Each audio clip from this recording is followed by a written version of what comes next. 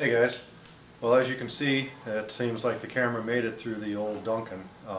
Thanks for everybody's advice on putting it in a bag of rice and stuff. I totally took the battery out, opened everything out, put it in a bag of rice, and she seems to be working pretty good. So what I thought I'd do today is from that last video I had a request to do, and I've had requests in the past to do like a clothing type video. What would I wear outside with the conditions that, like I had for instance the other day, and I'm going to elaborate on that and even go into conditions that we normally face in winter here in Minnesota, which I can get below zero, and it does quite often get below zero.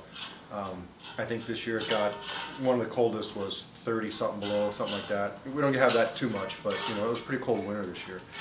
So I'm going to lay out some clothes here, and I'm going to show you my base layer of clothes, the stuff that's my go-to clothes, and then I can add or subtract from that depending on the temperature and depending on the freezing point.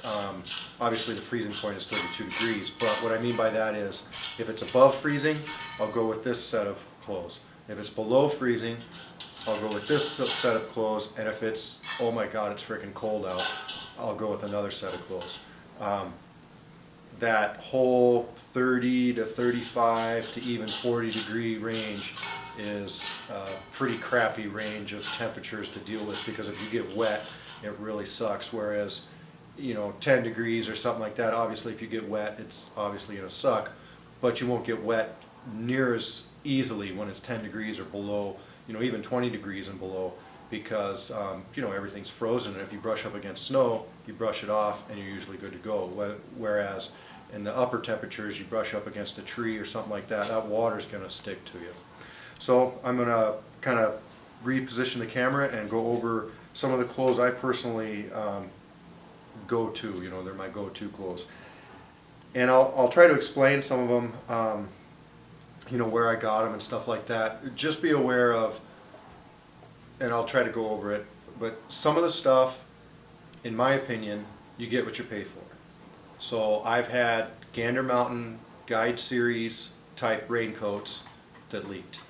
Okay, now I have a nice Gore-Tex military style outer rain jacket stuff, and I haven't had a problem with it at all. And I've actually had Gore-Tex in the past, and I've never really had problems with it at all. I had to pay a little bit for it. Then I actually should be receiving a 10th Smith's watch coat here pretty soon that once I wear it a little bit, I'll try to do a review on it. Had to pay a little bit for that. That's okay for me. Some of this other stuff, some of my wool flannels, I got at the thrift store for like $5, $4, whatever. Some of my gloves, super cheap gloves. It's just, you have to figure out for yourself what you can get away with buying or paying, getting bargains on, rather than having to just really shell out the money. And this is stuff that I've accumulated over several years. It's not just something that I, have a wardrobe that I have in mind and I just go out and buy it, because this some of this stuff can be pretty pricey. Let me stop rambling, and I'll reposition the camera and show you what I got here. Okay guys, well, I kind of started off comparing, I kind of lumped all my cold weather stuff together and kind of tried to compare the cold that we get here, which I call, oh my god, it's freaking cold out, to 35 and sleeting type weather. So my dog barks at the drop of a hat, sorry about that. Anyway, it turned into too long of a video, so I'm just going to show you what I would take out if it was 20 degrees on up to maybe 50 degrees, maybe even up to 60 degrees. And it's never, okay, it's 55 degrees, this is what I'm wearing. What I have is I have a group of clothes that I can choose from, that each individual piece of clothing I know what can do. I know how warm it is. I know how warm I will be if I put that particular piece of clothes on. And then I know that if I pair it with something else, what the temperature range will be for me. So it's not, this is my go-to outfit or whatever. It's, I have a pool of clothing, and depending on the temperature, depending on, you know, maybe it's dirty that day or whatever, depending on a number of factors, is what I'm going to reach out of the closet for that day. So let's just start with kind of the bottom up for 20s, you know, probably upper 20s to 40s to mid upper 40s, okay? So the first thing I grab, or the first thing we'll start, bottom up, I guess. These are Bellevue Air Force flight boots. I'm pretty particular when it comes to my feet. I seem to have a real hard time finding comfortable boots. Danner boots are real comfortable, and Keen boots I've found are real comfortable. The problem with Keens is they don't make a higher boot like this that I've found. If I could find one, I'd buy it because they are super comfortable right out of the box. So Jim Kane actually recommended some Bellevue boots, and he's more of the nature kind of doesn't want anything on his feet type guy, and they had some a different style of boots that he liked. But I decided, you know, it was made in America and stuff, I'd give these a try. These have some sort of a composite toe, I think, and they kind of constrict your toe. They kind of lock your foot into the boot. For me, it's kind of uncomfortable when I first put the boot on. After I've worn it for an hour, 2 hours, 3 hours, they get pretty comfortable. I like them. And I've done some hiking in them, some decent distances, you know, 7 to 10 miles in a day, and I've never gotten a blister from them. It seems the longer I wear them, the more comfortable they get. Now, the first time I put them on in the season, they seem to be uncomfortable, but you know, my feet are, or I'm goofy with my feet. It's just the way they are. These are waterproof. I choose to wear a waterproof boot. I do not want to wake up when it's 50 degrees out or 60 degrees out or even 80 degrees out, and if the grass is wet, I don't want my foot wet. I realize that non-waterproof boots like jungle boots and stuff like that will dry much quicker if they get wet on the inside. I don't want them wet on the inside to begin with, and I'm not usually crossing anything above mid-calf so the water doesn't get inside of here. You know, so if I am crossing something like that, then a jungle boot would for sure be a lot better because it would dry faster. These waterproof boots, once you get water on the inside of them, they suck. They're really hard to dry. I choose to have a waterproof boot. I also seem to have a real hard time finding a good waterproof boot. I've had 2 or 3 pair of Danners that they say they're waterproof, and they are for about 6 months, and then after that they're not waterproof anymore. I've got Rocky boots. They're not waterproof after about 6 months. These, I've had them for a while now. I don't know how long, probably about 6 months, and they still seem to be waterproof, so I'm hoping. Enough on the boots. I like these Smartwool semi-thin type socks. Okay, I find my feet can stay fairly comfortable in these. If I'm doing an 80-degree hike or a 90-degree day hike, I'll wear these, and I can wear these on down into upper 20s, and it'll still keep my feet warm. My feet tend to sweat, so I'm always battling cold feet because as soon as I put my boots on, my feet sweat. I go out in the cold weather, and they're going to be cold. But these semi-light wool, Smartwool socks seem to be the ticket for me for this temperature range. Like I said, upper 20s to upper 40s. So after that, we've got our pants here. These are Korean War era military pants. I found these on eBay. I think I bought 3 pair as a lot deal. I know I paid less than $30 for 3 pairs, somewhere around there. The problem is back in the day, I'm not very big. I'm like 5'9", 170, but back in the day they were even smaller than me, and especially in World War II they were even smaller. So it's hard to find the larger sizes, but if you can, these are, in my opinion, well worth the time spent looking for them. you know, semi-water repellent, so you know, water will beat up on them, and if they do get wet, they seem to dry pretty quick. They're a fairly tight weave wool, and another cool thing is they've kind of got that, you know, that BDU type pole waist system. Anyway, these wool pants, I mean, I can wear these down into some pretty frigid temperatures, and they're still comfortable even in the little bit warmer temperatures. I absolutely hate jeans. I can't wear them. I wear them for work, but I mean, as far as I'm concerned, for outerwear, they're worthless. The wind whistles through them. These tight knit wool pants, the wind won't go through them near as bad as other stuff, and I just like them. And I'm pretty lucky. My mom can sew real good. She found a pair of these pants at a thrift store, like size 29 or something, really tiny, and she cut them up, and she made, I've got 3 pair of these larger pants, or you know, pants that fit me. She made 2 pockets per pair of pants for me, and all I had to do is just have someone sew them on for me. So nice cargo pockets. So there you go for that. I'm going to go through now some shirts. Well, we'll try this view. I already made this video once, and I had to just scrap all the footage, and you can see right now the stupid thing is was getting out of focus. So I think that Duncan might have done something to it. Either that, or I don't know, it's messing up because of something in the house. I've never filmed really inside the house. But anyway, okay, for a base torso layer, I usually start with a cotton t-shirt, short sleeve, and then I'll go to a cotton long sleeve t-shirt. It's just something that's in my drawer, I just grab it. Then after that, like the other day when it was sleeting real bad, I just went right away with my heavy wool shirt, okay?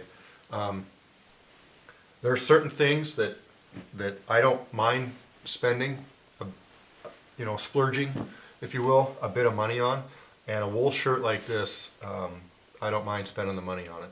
I'm hoping it's going to be a one-time purchase, and you know, maybe when I'm in 10 years I might have to purchase another one or something, but I'm hoping that this will last me for quite a while.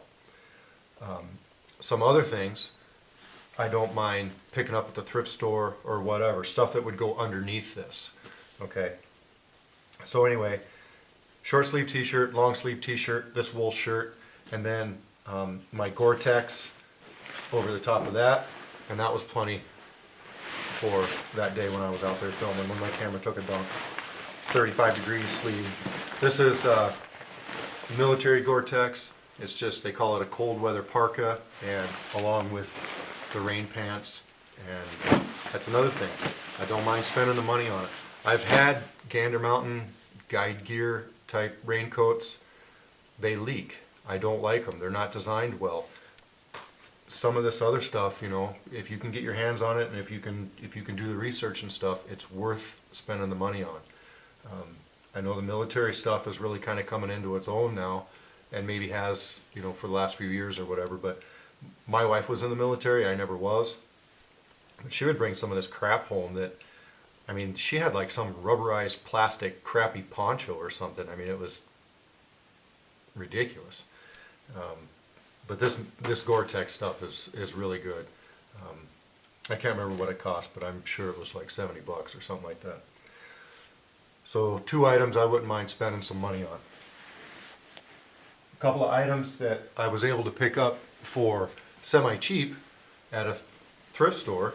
This is a nice Pendleton wool flannel shirt. It's not super thick, but it's wool. I think I paid like $5 for it. So you can definitely find some good finds, you know, in the thrift store, and you don't always have to pay top dollar for a lot of stuff. So if you didn't have access to a heavy wool shirt like this, instead of one big outer base layer, you could layer with other layers. So in other words, a cotton t-shirt, a long sleeve cotton t-shirt, maybe a button-up cotton shirt like this. I call all shirts like these flannels. It's just what I call them. So a cotton flannel like this, then maybe a wool flannel like this, and then this here. Once again, my wife was in the military. She would call this a woolly poly. This is a military, a British military wool sweatshirt. wool sweater, sorry. Um, the only thing I don't really care for it too much is it's got some of this nylon stuff on it where they put the rank and stuff like that. But once again, a Goodwill find. I've probably paid like $5 for it. So you could have this over the top of your wool flannel, and then your Gore-Tex over the top of that, and you'd be perfectly fine, or I'd be perfectly fine in 35-degree weather, you know, raining and sleeting, stuff like that. So once, if you keep your eye out for always for outerwear or good quality wear at thrift stores and stuff like that, or if you shop eBay or something, if you don't win this auction, wait till the next auction. You know, you can pick up a lot of this stuff at pretty cheap prices, and you don't have to have always the name brand 100% awesome good stuff. Some stuff, like I said, the Gore-Tex, I'm willing to spend the money on that. I think it's well worth the money. Some of this other inner type stuff, you know, you can find for cheaper. So, here's another thing. Instead of maybe this wool sweatshirt, you've got, this is the top part to the Korean War military uniform, Korean War era military uniform. This is a wool, once again I call them flannels, it's just a button-up collared shirt, but I love this thing. I did have to pay a little bit more for this on eBay. I think I probably paid, I probably overpaid. I probably paid like $25 for it, something like that. But I mean, I've had it for a few years now, and I love it. I think it's awesome. So there you go. I know it's probably been said a lot, but the name of the game is layering, and correct layering. For me, you want to make sure that you're not packing yourself into like super tight fitting clothes. I like a, you know, normal t-shirt and a normal long sleeve t-shirt, and then, you know, not super tight but not super bulky button-up shirt. Same thing with this. This fits me, you know.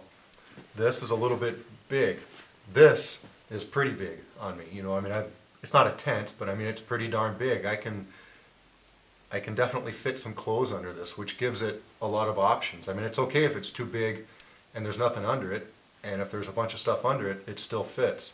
Because with this insulation stuff, I'm sure you guys probably already know this or whatever, but it's the dead airspace that's really insulating you. The dead airspace is sorry, that's what's insulating you. You don't want to squish all that air out of your clothes, because if you just really pack yourself in, you're not going to stay warm. It's the same thing with if you buy your boots too small and you put a big old sock on. Well, you're not doing anything. Like my wife, bless her soul, she puts like 2 or 3 pair of socks on, and then she says, "Oh, my feet are cold." Well, no kidding. You packed your freaking foot in there, and there's no insulation value anymore. Get 1 pair of big socks, or buy your shoes bigger, or something. But don't put 2 or 3 pair of cotton socks on and expect your feet to stay warm. It's just not going to happen. Same thing with wearing gloves.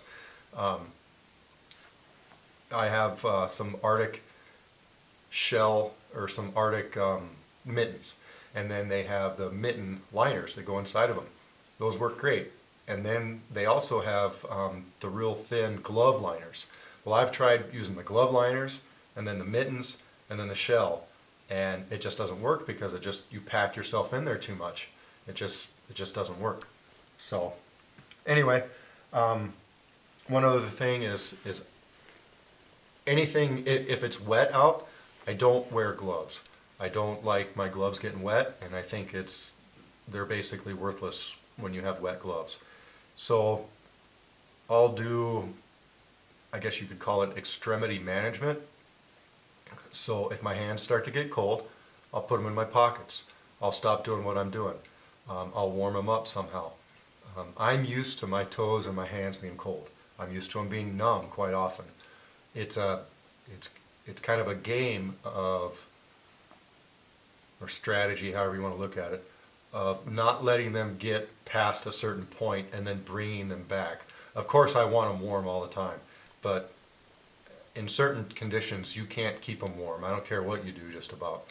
So like for my hands, if they're wet out and stuff, I'll do a task, and when I'm done doing the task, I'll try to keep them dry, and I'll try to put them in my pockets or whatever. Or if they start to get numb, I'll stop what I'm doing and I'll warm them back up. And you know, it is quite painful to bring them back from being numb to warm, but you know, you definitely want to do that. And I have found that if I go outside, I get my hands cold, I take a few minutes, I warm them back up, it seems they seem to stay warm longer after that initial freeze-in period or whatever, if that makes any sense. Anyway, one other thing, I invested in a Tent Smith's watch coat. That's going to be my outer rain gear.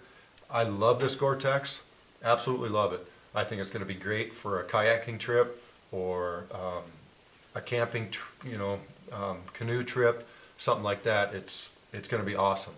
But if I'm walking through thorns, or if I'm going to be tending a fire a lot, or if I'm going to be sleeping next to a fire, this is not the best choice. Okay, it's going to keep me super dry, but it's going to get holes in it if I go next to a fire. This is something that I picked up at an auction. That's something else I do is every Friday night, there's a local, it's pretty crappy stuff most of the time, but a crappy local small town auction that I'll go by, I'll check stuff out, I'll leave absentee bids, or you could stay the night if you didn't have anything going on, whatever. I found this in a box of clothes, like underneath the table that they were going to get rid of. I probably bought the whole darn box of clothes for like probably $2.50. And I've tried to do some research on it, and here's the label. I'll show it to you. See if I can adjust this up a little bit. Okay, so there's the label. It's some sort of military outer pants thing. I don't know if it's a flight line thing or whatever, but I don't know if it's treated cotton or what it is, but it is pretty water repellent. And I could see using these instead of my Gore-Tex bottoms, as long as I wasn't sitting in a boat and sitting in a puddle or something like this. These are going to stand up a lot better to thorns and stuff like that. Wife's home. All right, now we got that out of the way. Anyway, these didn't hardly cost me anything, and they're going to be more durable than my Gore-Tex. They're not going to be as waterproof as my Gore-Tex, but they're still going to be, a pretty good item. Now, all this stuff, this would be what I would take, or mix and match what I would take for a day hike. If I wanted to stay overnight, I would definitely bring extra stuff, especially if it was raining and snowing like it was.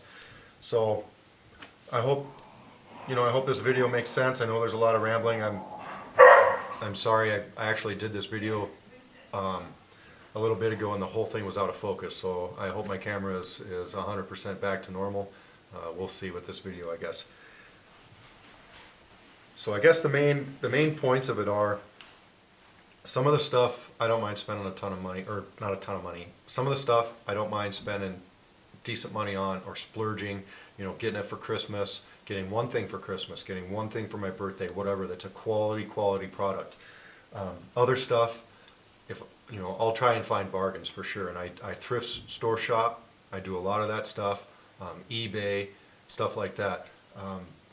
If you only shop in bushcraft or survival or whatever you want to say circles, the cost is going to be a lot more than if you find similar stuff that people don't really care about, or they're not as passionate about this particular clothing or whatever, wool, whatever, then you're going to find it a lot cheaper. Garage sales, thrift stores, auctions, stuff like that. You're going to find a lot of stuff out there. I've found a lot of stuff out there. So there you go. Hope you enjoyed the video, and maybe when it gets cold again, I'll do my cold weather gear, and as it starts to warm up, if it ever does warm up around here, I'll go into what I take when it's 85 and 70% humidity. Hope you guys are having a good day. Take care. Okay, something I forgot to mention was a hat. Now, I don't have much hair on top, and anytime I go outside, basically, if it's even a little bit chilly, I bring a stocking cap. This is a military 100% wool watch cap, and I wear this, a lot. So